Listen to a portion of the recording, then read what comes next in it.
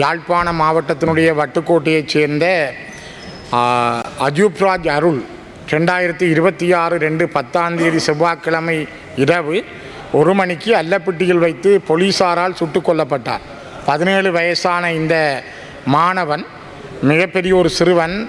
இவனுடைய மரணம் அவன் வாகனத்திலே சென்ற பொழுது போலீசாருடைய அராஜகத்தினால் அல்லது போலீசாருடைய செயல்பாட்டினால் இந்த மாணவன் சுட்டுக் கொல்லப்பட்டதற்கு இதுவரை சரியான நீதி கிடைக்கவில்லை என்பதையும் அந்த குடும்பம் பரிதவித்து நிற்கிற சூழலையும் நான் இந்த இடத்திலே பதிவு செய்ய விரும்புகிறேன்.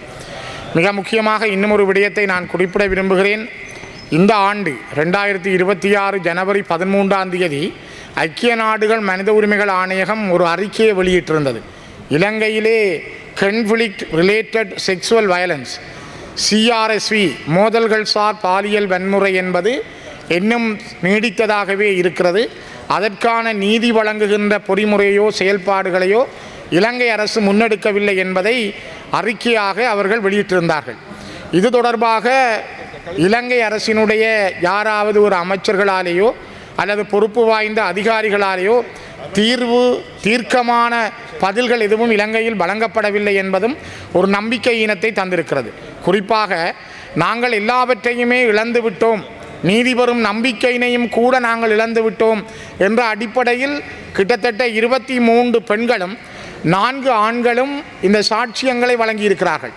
1983 ஆண்டிலிருந்து 2009 ஆண்டு வரை இந்த நாட்டிலே பாலியல் ரீதியான வன்முறைகள் ஊடாக இவர்கள் துன்புறுத்தப்பட்டிருக்கிறார்கள். அதற்கான தடயங்கள் ஆதாரங்கள் இருப்பதை ஐக்கிய நாடுகள் மனித உரிமைகள் ஆணையகம் தெளிவாக வெளியிட்டிருக்கிறது கடந்த ஜனவரி 13. இது ஒரு மிக கொடூரமானது.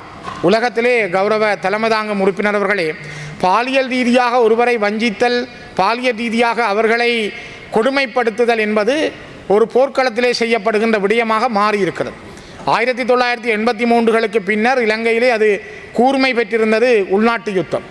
தமிழீழ விடுதலை புலிகளுக்கும் அரசாங்கத்துக்கும் இடையிலே நடந்த யுத்தத்திலே அரசாங்கத்தினுடைய அதிகாரிகளால் இவ்வாறு செய்யப்பட்டது என்பதற்கான ஆதாரங்களை ஐக்கிய நாடுகள் மனித உரிமைகள் ஆணையம் வெளியிட்டிருக்கிறது. இது மிக மிக மோசமான ஒரு விடயம்.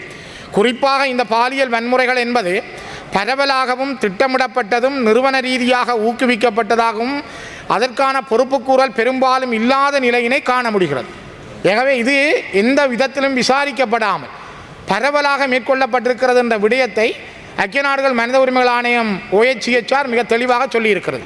அதேபோல இந்த காலங்களில் மோதலால் பாதிக்கப்பட்ட மக்கள் மீது அச்சுறுத்தல் ஏற்படுத்தவும், தண்டனை விதிக்கவும், கட்டுப்பாட்டை நிலைநாட்டவும் பாலியல் வன்முறை பரவலாகவும் திட்டமிட்ட முறையிலும் பயன்படுத்தப்பட்டது. குறிப்பாக தலைமை தாங்கும் உறுப்பினர் அவர்களே, இந்த யுத்தத்திலே பாதிக்கப்பட்டவர்கள் மீது விசாரணை என்ற போர்வையில் மிக கொடூரமாக பாலியல் வன்முறைகள் நிகழ்த்தப்பட்டிருக்கிறது. இந்த அரசு அந்த காலகட்டங்களில் இருக்கவில்லை என்றாலும், ஆனால் அந்த 1983 2009 வரை இங்கு நடந்த இந்த மனித குலத்துக்கு எதிரான மிக மோசமான இந்த குற்றங்களை விசாரிப்பதற்கு இந்த அரசிடமிருந்து என்ன பதில் இருக்கிறது என்பதைத்தான் நாங்கள் கேட்கிறோம். குறிப்பாக ஒரு உலக நிறுவனம், மனித உரிமைகளை பேசுகின்ற நிறுவனம் இதனை வெளிப்படுத்தி இருக்கிறது, அறிக்கையாக வெளியிட்டிருக்கிறது. ஆகவே மனித உரிமைகளை மதிக்கின்ற இந்த அரசாங்கத்தினுடைய வெளிப்பாடு என்ன? போர் முடிவடைந்த பின்னும் 2009க்கு பிறகும் இந்த அரசாங்கம் பொறுப்படுத்த பின்னரும் கூட இவ்வாறான பாலியல் மோதல்கள் சார் பாலியல் வன்முறைகளில் ஈடுபட்ட அதிகாரிகள் மீது தண்டனை வழங்கப்படவில்லை. தொடர்ந்தும் இராணுவமயமாக்கல்கள் இடம்பெற்று கொண்டிருக்கிறது. அவசரகால சட்டம் நடைமுறையிலே வைத்திருக்கிறீர்கள் மற்றும் விசேட சட்ட சூழ்நிலைகளை பயன்படுத்துகின்றீர்கள். இவ்வாறான நிலை ஏன் இவற்றை இந்த விசாரணைக்கு கொண்டு போக முடியாது? இது ஒரு சட்ட ஆட்சியின் பலவீனமாக இருக்கக்கூடாது. இந்த நாட்டிலே இருக்கின்ற சட்ட ஆட்சி நீதியை வழங்கக்கூடிய வகையில் பலவீனமாக இருக்கிறது அல்லது ஒரு இனம் சார்ந்துதான் அது செயல்படுகிறது என்பதைத்தான் இது தெளிவாக காட்டுகிறது. குறிப்பாக 20 ஆண்டுகளை கொண்ட ஒரு கால வரையறை, நீடித்த விசாரணை தாமதங்கள், வரையறுக்கப்பட்ட நீதிமன்ற மருத்துவ திறன்கள் ஆகியவை நீதிக்கான அணுகலை மேலும் தடைப்படுத்துகின்றன. 20 ஆண்டுகளுக்கு மேல் நடந்த யுத்தத்தினுடைய பாதிப்புகள், அதனை விட இதனை விசாரிப்பதற்கான தாமதங்கள், வரையறுக்கப்பட்ட நீதிமன்றத்தால் மருத்துவத்துறை தொடர்ந்து ஆய்வு செய்வதற்கான நீதிமன்றத்துக்கும் மருத்துவத்துறைக்கும் இடையில் இருந்த இழுபறிகள், அதைவிட இந்த நீதிக்கான அணுகலை சரியான முறையில் கொண்டு செல்வதற்கு ஏற்பட்ட தடைகள் ஆகவே ஐக்கிய நாடுகள் மனித உரிமைகள் ஆணையாளர் வெளியிட்டிருக்கிற இந்த கருத்து மிக மிக முக்கியத்துவம் வாய்ந்தது. குறிப்பாக அவர்களுடைய அறிக்கையிலே அவர்கள் தெளிவாக சொல்லுகிறார்கள், உயிர் பிழைத்தவர்கள் மீறல்களை புகார் செய்ய முயற்சிக்கும் போது கடுமையான தடைகளை எதிர்கொள்கின்றனர். புகார்கள் பெரும்பாலும் இரகசியத்தன்மையற்ற அல்லது கடினமாக நடத்தப்படும் சூழல்களில் பெறப்படுகின்றன. மொழி தடைகள் பதிவுகளின் துல்லியத்தையும் நியாயமான விசாரணை முடிவுகளையும் பாதிக்கின்றன. மேலும் வரையறுக்கப்பட்ட நீதி மருத்துவ வளங்களினால் மருத்துவ ஆதாரங்கள் இல்லாத நிலை அவர்களது வழக்குகளை மேலும் பலவீனப்படுத்துகிறது. இச்சவால்கள் நீதித்துறை நிர்வாகத்தின் உணர்திறன் இன்மையாலும் அத்தோடு துன்புறுத்தல்களை மேற்கொண்ட அதிகாரிகளிடமிருந்தே பழிவாங்கல் ஏற்படும் எனும் உண்மையான அச்சத்தாலும் மேலும் தீவிரமடைகின்றன. இதன் விளைவாக பல உயிர் பிழைத்தவர்கள் நீதியை தேட மிகவும் பயப்படுகின்றனர் அல்லது ஊக்கமிழக்கின்றனர். இது ஐக்கிய நாடுகள் மனித உரிமைகள் ஆணையம் சொல்லப்பட்டிருக்கிற ஒரு அறிக்கையினுடைய ஒரு வடிவம். கௌரவ உறுப்பினர் அவர்களே, இதே போல அவர்கள் இன்னொரு இடத்திலே ஐக்கிய நாடுகள் மனித உரிமை ஆணையம் குறிப்பிடுகின்றது, OHCHR மேற்கொண்ட ஆலோசனைகள் தண்டனையின்மை தவிர்க்க முடியாத ஒன்று எனும் ஆழமான நம்பிக்கை நிலவுவதை வெளிப்படுத்தின. இது பல தசாப்தங்களாக நீடித்த அமைப்பு ரீதியான செயலிழப்பும் நிறுவன மறுப்பு மூலம் உருவானதுமாகும். உயிர் பிழைத்தவர்கள் தேசிய மற்றும் சர்வதேச நீதி முறைகளிலும் ஆழ்ந்த நம்பிக்கையின்மையினை தொடர்ச்சியாக வெளிப்படுத்தினர். பலருக்கு நீதித்துறை என்பது நீதியை வழங்கும் பாதையாக அல்லாது மாறாக குற்றம் புரிந்தவர்களை பாதுகாக்கும் ஒரு இயந்திரமாகவே தோன்றியது.